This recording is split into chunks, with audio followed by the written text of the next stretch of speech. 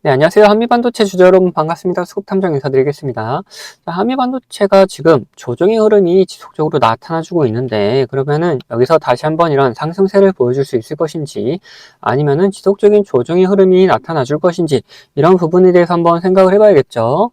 자, 그래서 상승을 할 수 있다라면은 과연 어디까지 갈 수 있는지 그런 목표가도 생각을 해보고, 그 사이에 우리 어떻게 매도해야 되는지를 고민을 해보자.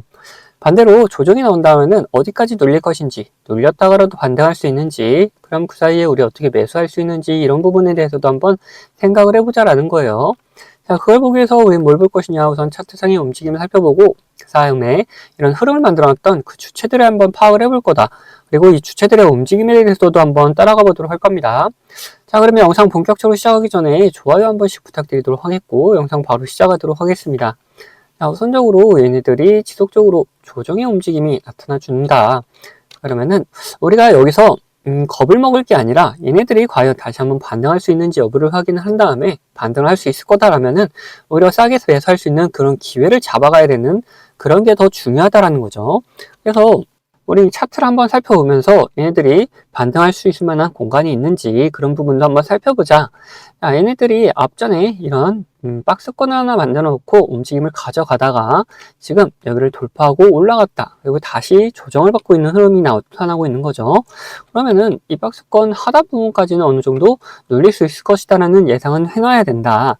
그래야지 우리가 당황하지 않고 좀 더 좋은 가격에 이렇게 매수를 해나갈 수 있을 것이다 라는 거고, 얘네들이 이면 이 120선을 이제 기점으로 계속해서 반등이 나와줬던 움직임들이 보여주다 보니까 이 120선 근처에서 다시 한번 반등하는 움직임이 좀 나올 수도 있을 것이다. 그리고 이 박스권 하단 부분도 이 120선 근처에 있기 때문에 이런 구간에서 반등할 수 있을 것이다 라고 우리는 생각해 볼 수가 있어요. 그러면은 이런 흐름을 만들어놨던 주체들의 움직임에 대해서는 어떠냐, 이 주체들도 한번 바로 파악을 해보자는 거죠. 자, 우선적으로 기관이 좀 매도를 하다가 매수를 하는 움직임을 보이면서 이 박스권을 돌파하는 움직임, 그 다음에 이런 흐름을 만들어가고 있던 걸 볼 수가 있고, 거기에 외인이 매수 매도를 좀 반복하면서 이런 움직임을 같이 좀 손을 보태줬다라는 걸 볼 수가 있는 부분인데, 그러면 지속적인 조정의 흐름이 나왔을 때 얘네들이 계속해서 매도하는 움직임은 아니었다. 이렇게 매수를 하던 움직임에서 오늘 이제 살짝 매도하는 그림이 좀 그려지고 있는 걸 볼 수가 있는데, 이때 들어왔던 물량이 다 빠져나갔다고 보기는 어렵죠. 특히나 이 밑에서부터 지속적으로 매수했던 그림들이 있다 보니까 이런 움직임에서 매도하는 움직임이 살짝 나온다 하더라도 이거는 살짝 비중 조절의 움직임이지, 이게 이제는 추세가 꺾여서 빠져나간다는 느낌은 아니다라는 거예요. 실질적으로 얘네들이 어떤 움직임을 가지고 가는지를 한번 살펴보는데, 이 외인과 기관의 움직임을 둘 다 살펴보되 기관의 움직임을 좀 더 중요하게 생각하면서 한번 살펴보도록 하자. 그래서 60거래일 동안의 움직임을 봤을 때는 자, 매수가 매도보다 많았다라는 걸 알 수가 있고, 매수 상위에는 골드만삭스, 키움, IBK 투자, KB증권, 한국투자, NH투자 이런 식으로 외인과 개인 그리고 기관의 움직임이 다 같이 보여주고 있고, 매도 쪽에서는 메리니치, 모건스탠리, 시티그룹 이런 쪽으로 외인의 움직임이 굉장히 두드러지게 나타나고 있는 걸 볼 수가 있다는 거예요. 실질적으로 얘네들이 이렇게 들어오고 나갔던 자리들도 한번 확인을 해봐야겠죠. 자, 우선 골드만삭스 같은 경우에는 지속적인 매수하는 움직임을 좀 보여줬었고, 이런 조정의 움직임이 살짝 나와줬을 때도 매수하는 움직임이 좀 나타났다. 그러다 살짝 빠져나가는 움직임이 나오긴 했는데, 이때 들어왔던 물량들이 다 빠져나갔다 보기는 어렵죠. 자, 이런 구간에서 들어왔던 애들이 이제 상승을 하고 나니까 어느 정도 비중 조절해주는 그림 그려졌고, 추가적으로 매수를 했는데 얘네들 예상과 달리 또 조정이 나오다 보니까 살짝 또 비중 조절해주는 움직임이 보여주는 거다. 그리고 키움 같은 경우에는 지속적으로 매수 매도를 좀 반복하고 있었던 걸 확인할 수가 있는데, 개인들은 이렇게 조정이 나올 때 확실하게 매수를 해주는 움직임들이 나오고 있죠.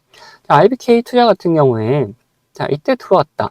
그리고 이후에 매수 매도를 좀 반복하고는 있었지만 주로 매수하는 움직임이 좀 뚜렷하게 나타나줬고, 특히 이런 구간에서도 다시금 매수해주는 움직임들이 보여주면서 아직 얘네들은 끝나지 않았다라고 판단하고 있다는 걸 알 수가 있다는 거예요. 자, 그리고 KB증권 같은 경우에 얘네들 밑에서 이렇게 매수했다가 상승하고 나니까 이제 매도하면서 비중 조절해주고, 그 다음 매수 매도하면서 단기적인 움직임으로 변경되고 있는 걸 확인할 수가 있죠. 자, 한국투자 같은 경우에도 어떠냐, 얘네들도 매수 매도 반복했다.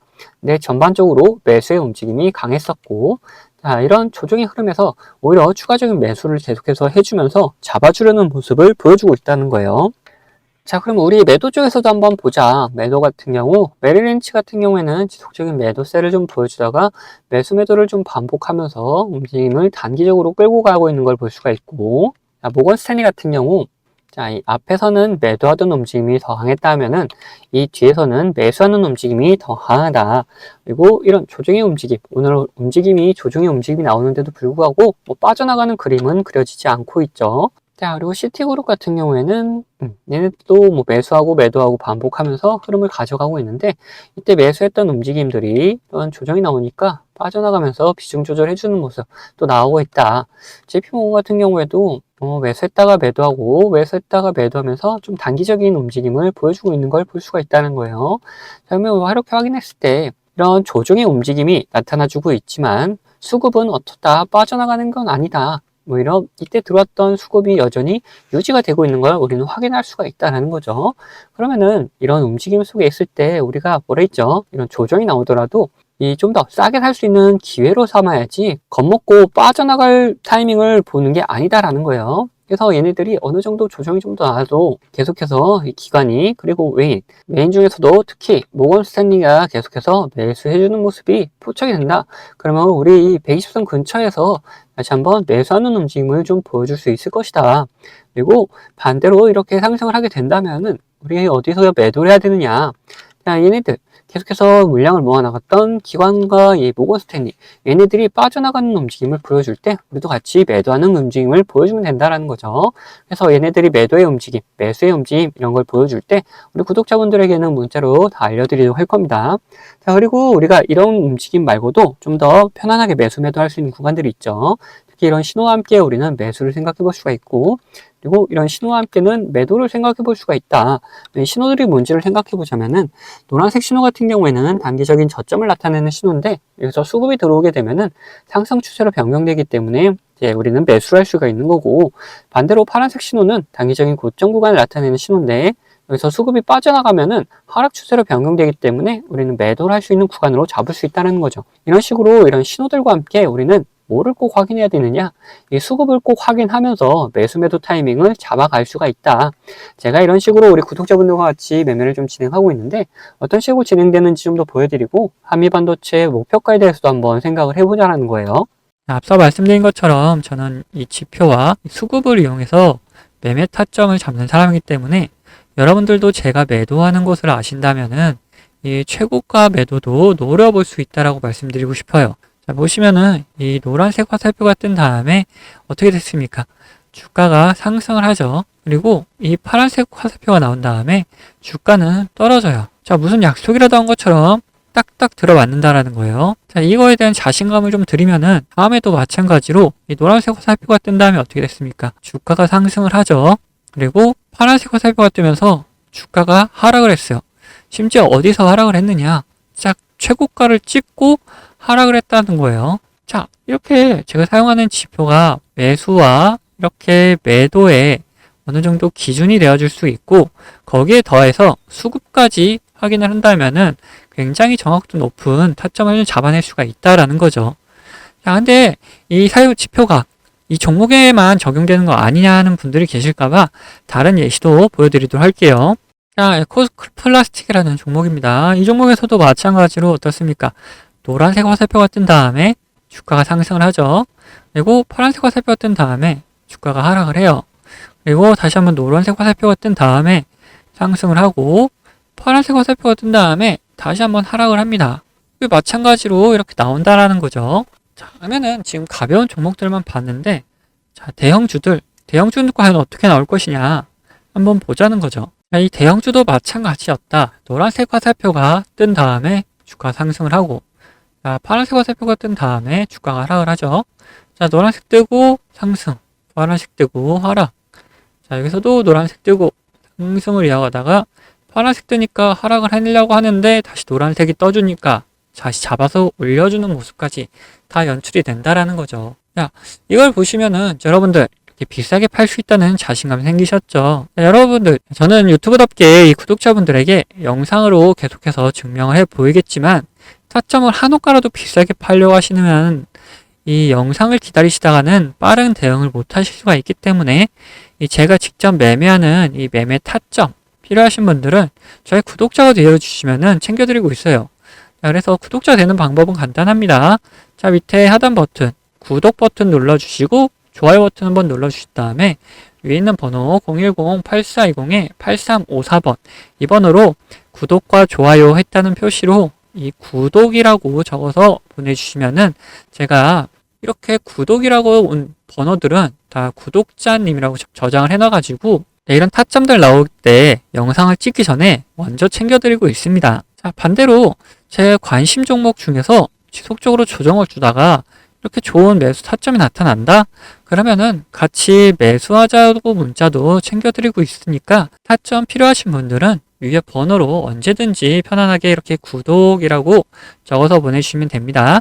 자, 근데 뭐 타점까지는 싫고 이 지표만 한번 써보고 싶다 하시는 분들도 계셔가지고 지표 원하시는 분들도 마찬가지로 밑에 있는 구독 버튼 그리고 좋아요 버튼 한번 눌러주시고 위에 있는 번호 010-8420-8354번으로 여기서 이번엔 지표라고 적어서 보내주시면은 어떤 지표를 어떤 설정값을 이렇게 만들어내는지 그리고 함수가 조금 필요한 것도 있어서 함수도 어떻게 작성을 할 수 있는지 상세하게 안내를 좀 해드리도록 하겠습니다. 자, 그러면은 다시 이야기하던 종목 마무리 요점 정리해 드릴 테니까 끝까지 들어주세요. 자, 다시 한번 반도체 얘기해보자면은 우리는 이제 뭘 볼 것이냐, 목표가에 대해서 한번 생각을 해볼 거다. 자, 이런 큰 조정이 나오고 있는데도 불구하고 수급이 빠져나가지 않는다라는 거는 다시금 이렇게 반등시키는 움직임이 나올 수 있을 거다라는 근거가 마련이 되고 있는 거죠. 자, 그렇다면은 이런 반등세가 나타날 때 과연 얘네들이 어디까지 갈 수 있는지 그런 목표가에 대해서도 한번 미리미리 생각을 해보자. 그래서 월봉으로 한번 돌려서 보면은 어떤 흐름이냐. 자, 바닥권에서 상승을 해가지고 19만원까지 이렇게 찍고 다시금 조정이 나온 다음에 이런 쌍바닥 패턴 만들면서 움직임을 가져가고 있는 거를 우리는 알 수가 있죠. 자, 그러면은 이런 흐름이 계속해서 이어진다 한다면은 이 12만 5천원은 충분히 돌파를 할 수 있을 것이다. 우리는 이렇게 생각할 수 있는 거예요. 그러면은 이 위로 또 저항이 걸릴 만한 곳이 어디가 있냐 보면은 자, 이 17만 5천원 구간이 지금 지속적으로 저항을 받고 있던 구간이다. 그러면은 우리 1차적으로 27만 5천원까지를 목표가로 잡아놓고 한번 끌고 나가 볼 수 있을 만한 공간이 된다는 거죠. 그래서 이 근처에 또 갔을 때 뭐 더 상승할 수 있을지 아니면은 조정이 나올지 이런 부분을 한번 생각을 해보고 더 갈 수 있을 거다라고 생각된다면은 목표가를 이렇게 갱신해 나가면 될 것이고 그리고 여기서는 더 이상 못 가고 이런 조정이 또 나올 것 같다 한다면은 일단 매도하고 수익 챙겨 나온 다음에 그 다음 매수 타점을 또 잡아가면 된다라는 거예요. 자, 그래서 우리의 1차적인 목표가는 어디다?